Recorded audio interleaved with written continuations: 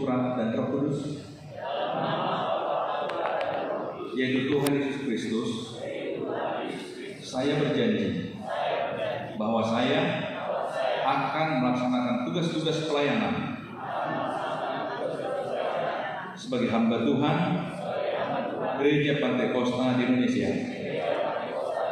dan tetap berpegang teguh kebenaran firman Allah serta semua ketentuan organisasi Gereja Pantai Kosta di Indonesia, bahwa saya akan melayani Tuhan dan pekerjaannya dengan ketulusan hati, kekudusan, dan pengabdian yang sungguh-sungguh sebagai wujud pengembangan talenta yang telah diberikan oleh Tuhan Yesus Kristus, bahwa saya akan mengutamakan tugas pelayanan yang telah dibebankan kepada saya sebagai hamba Tuhan Gereja Pantai Kosta di Indonesia, lebih daripada kepentingan pribadi atau kelompok, bahwa saya akan mengutamakan tugas pelayanan dan martabat sebagai hamba Tuhan Gereja Pantai Kosta di Indonesia, serta akan menunjukkan sifat-sifat dan perilaku Tuhan Yesus Kristus dalam kehidupan saya, bahwa saya akan menunjukkan kesetiaan kepada Tuhan Yesus Kristus sebagai kepala gereja, dan kesetiaan kepada organisasi Gereja Pantai Kosta di Indonesia, serta ketaatan kepada pimpinan Gereja Pantai Kosta di Indonesia, ketaatan kepada pemerintah, dan memegang teguh rahasia organisasi Gereja Pantai Kosta di Indonesia.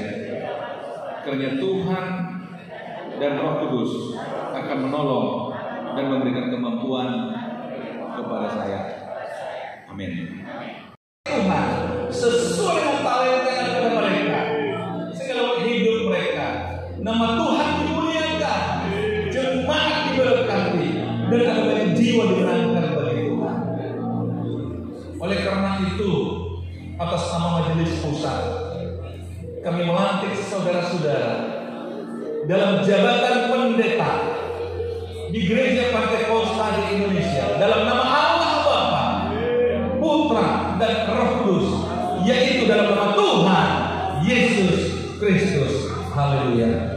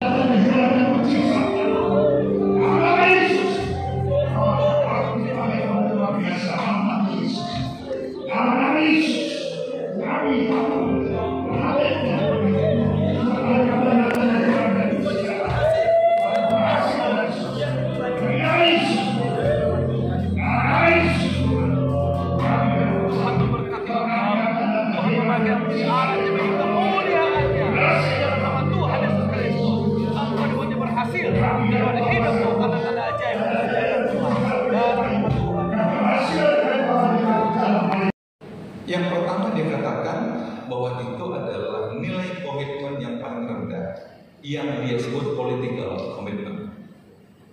Political commitment, komitmen politik adalah orang-orang yang hanya mau terlibat atau mengerjakan sesuatu kalau kepentingan dia ada di situ. Jadi kalau kepentingan dia ada di situ, maka dia akan mau ikut bergabung. Atau apapun yang dilakukan, yang dikerjakannya, itu haruslah untuk agenda pribadi dia. Kalau enggak, dia enggak mau. Yang kedua dikatakan level kedua dari bawah adalah yang disebut dengan emotional commitment, yaitu orang yang membuat komitmen sesuai dengan suasana hati, emosinya. Kalau lagi senang, ya enak sama dia. Kalau nggak senang dia, ya sudah, Hari ini dia bisa berkata A, besok berkata B, bagi dia gak ada masalah. Kan ikut suasana hati. Jadi orang-orang seperti ini, dia katakan agak sulit kita untuk memahaminya. Yang ketiga, dia buat progression yang ketiga adalah yang disebut dengan intellectual commitment. Nah, biasanya ini dimiliki oleh orang-orang pintar atau merasa pintar. Tahu bedanya orang pintar dan merasa pintar? Jadi orang-orang ini kepentingannya adalah supaya orang tahu bahwa dia tahu. Jadi hanya dia ingin yang penting apa di pikiran aku sampaikan. Masalah orang setuju atau tidak itu bukan urusanku. Sebab tujuan aku adalah supaya orang tahu aku pintar. Supaya orang tahu aku tahu. Kalau di televisi ini kira-kira seperti siapa?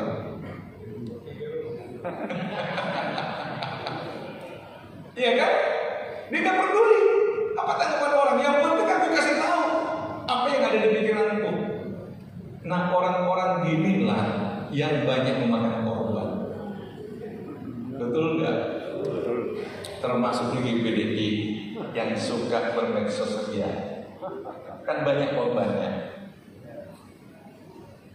Yang keempat, dia katakan harusnya ini yang dimiliki semua orang, yang dia sebut dengan spiritual commitment.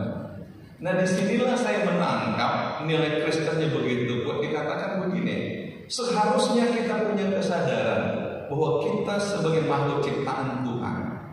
Kalau Tuhan kasih kita kemampuan, gunakanlah kemampuan untuk Tuhan dan untuk sesama. Untuk melayani Tuhan dan untuk sesama. Bukan lagi untuk diri kita.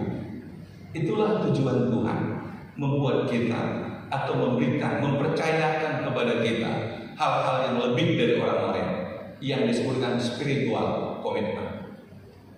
Nah, saudara-saudara, tema saya dengan Ketum berapa kali duduk untuk merumuskan tema ini menjelang Mubes yang lalu, merumuskan mulai apa yang harus kita buat satu tema yang lebih gampang dipahami, yang lebih mendarat, apalagi GPDI sudah memasuki abad kedua. Akhirnya kami buat satu tema yang sebenarnya sangat praktis sifatnya, yaitu menjadi jemaat Tuhan berkarakter Kristus dan berdampak bagi dunia. Dunia kita dengan segala nilai-nilainya, kita sudah tahu diperlukan anak-anak Tuhan yang berkarakter Kristus. Dunia membentukkan anak-anak Tuhan. Itulah sebabnya dikatakan dalam Alkitab, dunia dalam kegelapan, bangsa-bangsa dan kekelaman bangkit menjadi terang. Bahkan Alkitab juga mengatakan dunia menanti-nantikan anak-anak Tuhan menyatakan terangnya. Di berbagai tempat saya bertanya, sekarang yang terjadi, gereja mempengaruhi dunia atau dunia mempengaruhi gereja? Orang katakan dunia mempengaruhi gereja. Di mana gereja? Dalam konsep ilmu fisika sudah tahu istilah terang, istilah gelap. Gelap itu ternyata tidak ada. Gelap hanya terjadi ketika terang tidak ada. Jadi gelap itu nggak ada. Jadi kalau dikatakan di Alkitab dunia dalam gelap, berarti karena terang itu nggak ada lagi. Nah, hari ini saudara, saya coba mengubah untuk tema khotbah hari ini, membuat hal yang praktis adalah mari kita coba mengukur karakter Kristus dalam diri kita. Mari kita ukur apakah kita sudah memiliki karakter Kristus. Saya pernah belajar 5,5 bulan di Lemhanas, dan salah satu yang kami pelajari adalah mengukur indeks ketahanan nasional. Itu ada 8 gatra yang harus dilihat untuk melihat ketahanan nasional. Dan tentu saya nggak akan bahas di sini, saudara. Ini bukan sesinya. Tetapi saya terinspirasi dengan itu. Ternyata dalam hidup ini pun jangan hanya kita katakan saya hamba Tuhan, tanpa pernah mengukur sebenarnya ukuran hamba Tuhan seperti apa. Sering kita mengklaim dari sejak dulu saya terlibat banyak organisasi yang melibatkan jemaat. Keluhan jemaat adalah, Pak, kok lebih susah mengurus hamba Tuhan daripada mengurus yang lain. Misalnya kalau ada acara seminar, susah sekali mengurus hamba Tuhan. Tapi kalau seminar umum, rapinya luar biasa. Sampai teman-teman yang dari sekuler kata, Pak, saya minta maaf, saya tidak ngomong kasar sama pendeta, saya berdosa, Pak. Kenapa? Habisnya begini. Waduh, makanya perlu kita hari ini mengukur indeks karakter Kristus dalam diri kita. Setuju saudara? Mari kita baca di dalam Yohanes pasal 13. Saya akan ajak kita melihat ayat 15 sampai ayat 17. Yohanes pasal 13 ayat 15 sampai 17. Sebab aku telah memberikan suatu teladan kepada kamu. Sekali lagi, ini Yesus mengatakan, aku telah memberikan suatu teladan kepada kamu, supaya kamu juga berbuat sama seperti yang telah kuperbuat kepadamu. Karakter Kristus, betul? Jadi supaya karakterku itu ada padamu. Ini kata Yesus kepada murid-muridnya. Aku berkata kepadamu, sesungguhnya seorang hamba tidaklah lebih tinggi daripada tuannya, ataupun seorang utusan tidak daripada dia yang mengutusnya. Tapi karakter kita melebihi Kristus. Makanya kita gak bahagia. Makanya kita gelisah di hidup ini. Karena standar yang kita gunakan untuk diri kita bukan standar hamba Tuhan. Itu hampir sama dengan orang memakai baju kebesaran atau kesempitan. Akhirnya saudara gak percaya diri dia. Dia menuntut orang menghormati dia. Ya, gimana hormati? Baju Anda salah. Ya ganti dong baju baru pas. Ada satu kalimat singkat yang diajarkan Bapak Pendeta Ignatius Yeremia ketika saya jadi pengerja beliau tahun 84. Saya tidak tahu tiba-tiba beliau ngomong seperti itu, mungkin karena cara berpakaian saya sok berpakaian formal padahal masih remaja. Jadi menurut dia barangkali saya agak nggak pas begitu, katakan berpakaian aja yang buat kamu senang tanpa harus memikirkan orang lain dulu, itu yang pertama. Jadi nggak perlu kamu mengganti pakaianmu hanya ingin menyesuaikan dengan orang lain. Berpakaianlah sesuatu yang kamu rasa cocok untuk dirimu. Saya menerjemahkan dalam makanya saya ingat dari 84, bayangin berapa tahun yang lalu, 3 berapa tahun yang lalu. Iya ya. Saya terjemahkan iya ya. Saya nggak boleh berpura-pura di hidup ini. Kalau saya hamba Tuhan ya jadi hamba Tuhan aja. Amin. Gak perlu loh. Kamu tahu latar belakang saya? Ya ampun. Itu salah. Yesus katakan, kamu akan berbahagia kalau kamu tahu kamu siapa. Kamu itu hamba Kristus. Jadi jangan menutup hal-hal yang tidak pantas bagi hamba Kristus. Saudara-saudara, saya menahan diri dalam seperti ini nggak gampang, saudara. Kalaupun saya tidak mengatakan banyak, tapi beberapa kali saya harus menolak pemberian. Satu ketika teman saya di Jakarta tertarik satu rumah di Medan.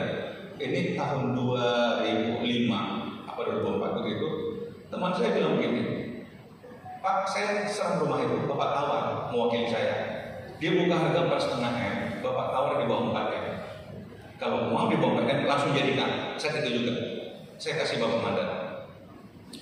Saya pergi ke rumah orang ini, saudara, yang punya itu baru jatuh warisan dari orang tuanya, masih seorang gadis. Dia buka harga 4,5 M, saya tawar. Waktu saya tawar, saudara, jujur pikiran saya mulai kacau. Karena saya berpikir kalau saya tawar 4 M, Paling tidak saya dapat komisi 2% 80 juta. Kalau lebih rendah, lebih sedikit lagi komisi saya. Kan jadi jelek saudara. Sehingga saya berharap meminta maaf. Tapi kan korban teman saya. Akhirnya saya menghentikan pikiran, saya katakan, namanya Anita. Seandainya teman saya jadi di rumah kamu, saya tidak minta komisi. Saya harus hentikan pikiran saya mulai kacau ini. Yang mulai kacau. Dia bingung masuk ke apa. Ya saya nggak minta komisi. Dia bilang gini, Pak, kalau teman Bapak beli di rumah saya, Bapak berhak berkomisi, ada undang-undangnya Pak. Itu nggak salah. Saya bilang, saya pendeta. Memang pendeta itu butuh uang. Singkat cerita, saudara, setengah jam kami berdua, dia paksa saya ambil komisi, saya tolak dikasih komisi. Orang biasa terbalik kan? Deal rumah itu 3,8. Deal. Tetapi berjalannya waktu, saudara tahu, saya tolaklah katakan 70 juta. Tapi satu keluarga ini datang kepada Yesus. Bahkan orang tua dari orang ini di umur 94, saya berkesempatan memenangkan dia untuk Tuhan Yesus. Sehingga ketika 2 tahun kemudian keluarga semua bahagia sekali karena akhirnya dia mati dalam Tuhan. Saya berpikir, berapalah 70 juta dibandingkan jiwa yang dimenangkan oleh Tuhan. Amin. Saudara-saudara, kadang-kadang kita lupa kaya hamba Tuhan. Jadi sudah memakai pikiran bisnis. Aku buat ini, aku dapat apa? Yang kedua, saudara, coba ngajak berlibur keluar dari ke Eropa. Satu ketika pergi ke satu toko jaket yang semuanya kulit mahal. Kemudian saya lihat paling murah 2.500 US. Pak, pilih Pak ya, mana Bapak suka? Mau 1, mau 2, terserah Bapak deh. Saya cuma lihat, begitu lihat harga, saya mundur, saya keluar. Saya sengaja agak duduk dengan istri saya. Dia panggil saya, Pak, kok nggak dipilih? Iya, nggak ada cocok Pak. Iya, nggak ada cocok dalam itu harganya. Saudara-saudara, mereka mau bayar, tapi saya nggak mau. Istri saya juga nggak mau. Sementara mereka itu, kami 5 pasang ke sana itu, masing-masing minimal 5 jaket dibeli dengan harga segitu. Dia para pengusaha. Malam-malam mungkin mereka penasaran. Malam-malam ketika kita lagi duduk santai bilang, Pak Pendeta, boleh nggak? Kenapa sih Bapak menolak? Saya bilang, tubuh saya belum pantas pakai jaket $2.500. Tubuh saya mungkin pantasnya $10 atau taruhlah $100. Itu baru cocok bagi saya. Nanti gatal-gatal tubuh saya. Lupa, kan pendeta juga perlu juga selenggak. Tubuh saya pakaiannya bukan seperti itu. Dan yang terakhir sudah ada tahun lalu. Ini benar. Makanya menjaga citra hamba itu nggak mudah. Tiba-tiba seorang jemaat katakan, Pak Pendeta, mobil Bapak tahun berapa? Saya pakai Fortuner 2011. Udah tua ya? Walah, 10 tahun masa tua. Nggak pernah rusak? Enggak. Bapak kan sedang keluar kota. Iya. Kenapa saya bilang? Pak, maksud kita gini, kita ganti Pak dengan Fortuner baru mau. Saya bilang enggak. Masih bagus mobil saya. Loh kenapa Pak? Enggak aja. Masih bagus mobil saya. Selesai diskusi setengah jam, saya nggak mau respon. Seminggu lagi, Pak gimana Pak? Kami yang malu Pak. Kami pakai mobil bagus, masa pendeta kami pakai mobil tua Pak? Nanti orang bilang apa sama kami? Saya bilang enggak apa-apa. Supaya orang tahu pendeta rendah hati. Aduh Pak, jangan gitu lah Pak. Jangan gitu lah Pak. Benar, 2 bulan lamanya mereka bujuk. Akhirnya jatuhlah di bulan Juni ulang tahun saya. Mereka bilang, Pak, kalau kami berikan sebagai hadiah ulang tahun, nggak boleh nolak kan Pak?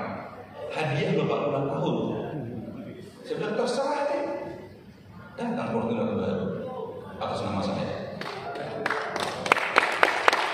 Akhirnya begini,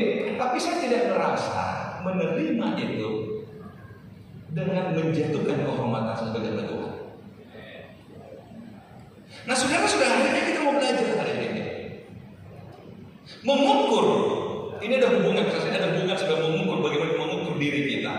Indeks karakter Kristus dalam diri kita. Yang pertama adalah, mari kita lihat di ayat yang ketiga. Yang pertama, Yesus tahu bahwa Bapaknya telah menyerahkan segala sesuatu kepadanya, dan bahwa Ia datang dari Allah dan kembali kepada Allah. Saya terjemahkan singkat ini adalah jabatan, posisi. Yesus tahu bahwa bahwa Bapa sudah menyerahkan segala sesuatu kepadanya, dan datang dari Bapa. Ada satu tulisan singkat, saudara, yang mengatakan begini: semakin tinggi posisi seseorang, semakin tinggi tingkat ketersinggungannya. Perlu waktu merenungkan? Semakin tinggi posisi seseorang, semakin tinggi tingkat ketersinggungannya. Jadi gak heran pendeta banyak tersinggung, karena posisinya tinggi, setingkat di bawah surga. Tapi saya katakan pada jemaat, ukuran kesombongan adalah ketersinggungan. Jangan katakan engkau tidak sombong kalau engkau masih bisa tersinggung. Amin. Amin. Semakin sering orang tersinggung, segitulah ukuran kesombongannya. Kadang-kadang kita lihat dia aja karena gak hormat tersinggung, berarti sombongnya luar biasa orangnya. Jadi hamba Tuhan, kalau tersinggung teman kita berkatakan sombong, gak boleh marah, karena itu ukurannya. Setuju? Kok gak banyak setuju sih? Apa perlu saya cabut statement itu? Ukuran kesombongan adalah ketersinggungan. Halo? Setuju? Kalau saudara masih bisa tersinggung, jangan pernah katakan saudara tidak sombong. Selama kita masih bisa tersinggung, saya juga bisa tersinggung, berarti saya masih sombong. Di ibadah gak suruh foto tersinggung, berarti sombong. Halo? Jadi saudara tahu, mari kita ukur karakter Kristus. Yang pertama adalah ketika kita diberikan Tuhan satu posisi, satu jabatan, gimana dengan jabatan itu? Apakah kita masih tetap berhati hamba? Padahal segala kuasa di langit dan di bumi, kata Yesus, udah diberikan bagiku, tapi masih bisa nggak berhati hamba? Kan ini prinsip dari Yesus, hamba yang melayani. Saya tidak heran saudara, lama-lama semakin saya memahami, mengapa saya mengatakan kalau saya kembali ke bumi, apa kamu saya ada iman itu? Iman di sini bukan masalah pengetahuan, saya percaya itu bukan. Tapi apakah masih ada hamba Tuhan yang berkarakter Kristus di bumi? Mari kita coba jujur saudara. Jujur, ini yang membuat saya takut dengan jabatan saudara. Wah, takut. Karena apa? Takutnya kita jatuh saudara. Makanya dalam prinsip saudara dikatakan begini, yang membuat orang cepat naik itu adalah kompetensi, tapi yang buat dipertanyakan karakternya. Ada orang bisa naik cepat, tapi dijatuhkan cepat. Kenapa? Karakter dia orang nggak suka. Dunia penuh dengan orang-orang yang pintar, tapi kekurangan orang-orang punya karakter. Maaf kalau saya katakan, gereja penuh dengan Tuhan yang pintar-pintar, tapi sayang tidak dibangun karakter Kristus. Itu yang pertama. Yang kedua, saudara, mari kita lihat di dalam, saya naik ke ayat yang kedua dulu. Mereka sedang makan bersama dan iblis telah membisikkan rencana dalam hati Yudas Iskariot, anak Simon, untuk mengkhianati dia. Ayat 21, saya lompat. Setelah Yesus berkata demikian, ia sangat terharu lalu bersaksi, "Aku berkata kepadamu, sesungguhnya seorang di antara kamu akan menyerahkan aku." Saudara tahu konteksnya, Yohanes 13 adalah Yesus membasuh kaki murid-muridnya. Makanya dikatakan, saya ini punya kuasa dari surga, tapi aku mau loh membasuh kaki kamu. Dan yang kedua, saudara, ini tentang siapa? Yudas. Kalau kita ingin mengukur karakter Kristus, Yesus, walaupun dia tahu Yudas sedang merancang pengkhianatan pada dia, tapi Yesus tetap membasuh kaki. Artinya apa? Kalau kita ingin ukur karakter Kristus, mampukah engkau melayani orang yang mengkhianati engkau? Mampu enggak? Jujur saya gemetar ngomong ini. Saya gemetar, saudara. Saya gemetar. Masih mampu enggak kita melayani orang yang menyakiti kita, yang berkata kasar pada kita, yang menjual kita? Masih mampu nggak kita melayani dia? Semua kita barangkali menghadapi jemaat dengan segala tingkah lakunya, tapi masih mampukah kita melayani mereka? Atau kita menghindari mereka? Atau kita menghakimi mereka? Kita bisa mengatakan, berbahagialah engkau kalau engkau mampu melakukan itu. Amin, saudara. Berbahagialah engkau. Mari kita ukur karakter Kristus dalam diri kita. Mampu nggak saya belajar yang mengkhianati saya? Masih mampu nggak saya? Kalau engkau nggak mampu, jangan katakan engkau berkarakter Kristus. Kalau engkau masih tersinggung, terganggu, sakit hati dengan orang-orang yang dengan sengaja menyakiti engkau, jangan katakan siap ini kau berkarakter Kristus. Itu jauh dari karakter Kristus. Mampu enggak melayani orang yang mengkhianati kita? Kalau kita hanya melayani orang yang baik-baik, siapapun bisa. Alkitab berkata kalau hal-hal yang biasa siapapun bisa, nggak perlu hamba Tuhan untuk itu. Tapi dunia ini memerlukan hamba Tuhan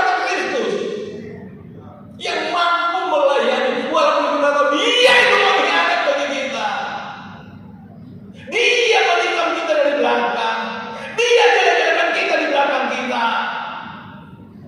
Tetap kita katakan, tugasku melayani engkau. Saya tidak peduli apapun rencana jahatmu padaku, tapi tanggung jawabku sebagai hamba Tuhan melayani engkau.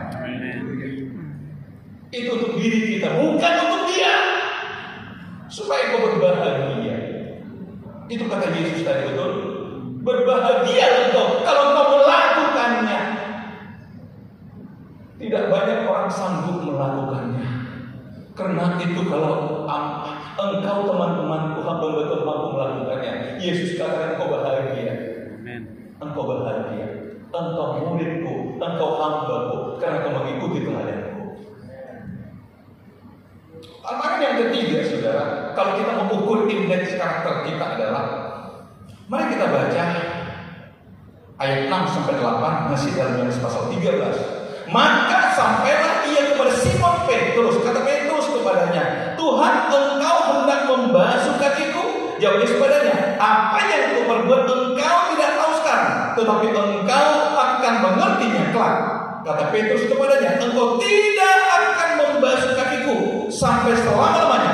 Jawab Yesus kepadanya, jikalau aku tidak membasuh engkau, engkau tidak mendapat bagian dalam aku.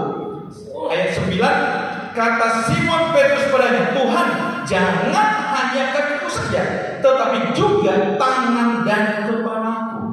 Apa artinya ini, saudara? Awalnya, oh saya sudah layak kau layani, saya nggak pernah. Boleh nggak Tuhan?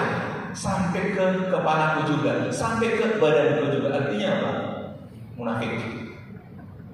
Awalnya, enggak, atau